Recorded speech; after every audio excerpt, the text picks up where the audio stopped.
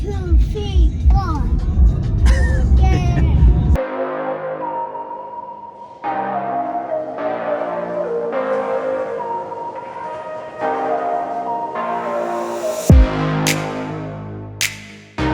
Hey guys, Tyler here. Welcome back to my channel. I am in beautiful Carlsbad, California, just north of San Diego, here to visit my best friend Ryan, who recently purchased a Cybertruck. And as you know, I've made a lot of videos about my Rivian R1S. I am very happy with that car, but I too also pre-ordered a Cybertruck, as did a lot of people, right? You put $100 down, you're on a waiting list.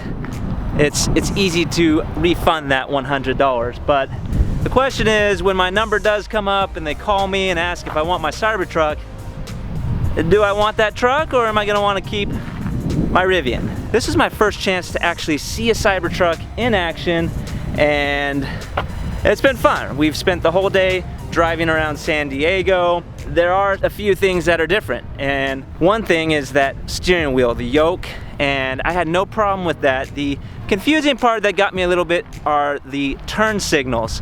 Those were a little tricky. As you can see here, my friend Ryan, he got it wrapped in black, and I think if you're gonna buy this car, you need to wrap it. One, they're saying that stainless steel can rust, but two, within the next year or two, there will be thousands and thousands of these on the road, and they're all gonna be stainless steel. So find a wrap that you like. I've seen the white, I've seen the black, I've seen some two-tone, and with a car this big, I think something that has maybe two colors or kind of splits the wrap along this line here looks really good.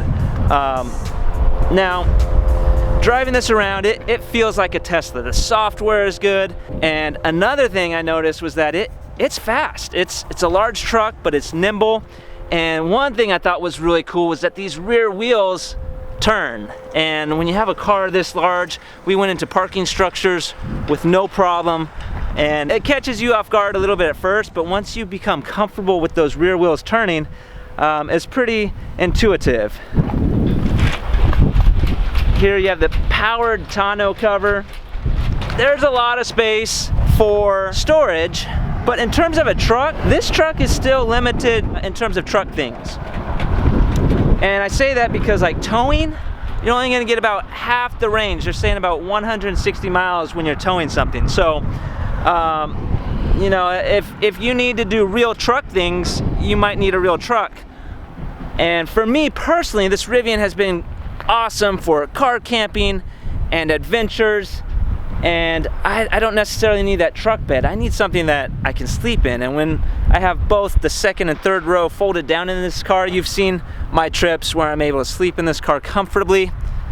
I can't do that in the Cybertruck, so for me that's a big selling point. This Cybertruck, right now it's a novelty. We went to go pick up Ryan's kids from school, and let me tell you, everybody wanted a crowd around the Cybertruck. They wanted to check it out. We let them get in the back.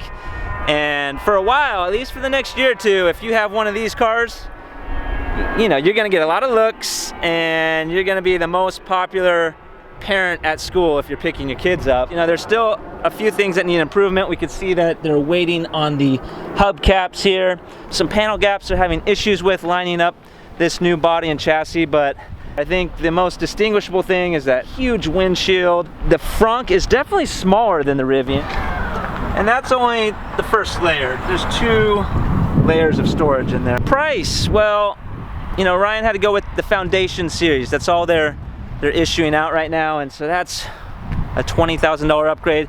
This car was $102,000 before taxes, fees, and license. I think it came out to $112,000.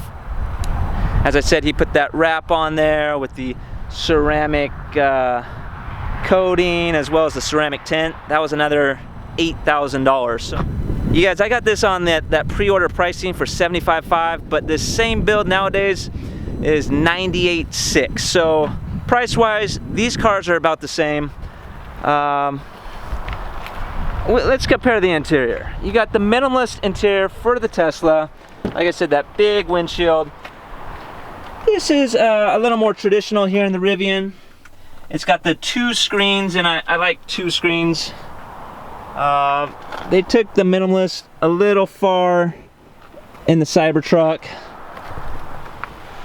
but that's their style. If you get a Tesla, that's what you're getting. And I had a Model 3 before this Rivian, so I am familiar with Tesla. As of now, the charging network is the key with Tesla, but they've opened it up to Rivian and Ford, and hopefully that'll improve my long distance experience when I'm looking for charging places. So at the beginning I asked about whether or not I would switch to the Tesla Cybertruck.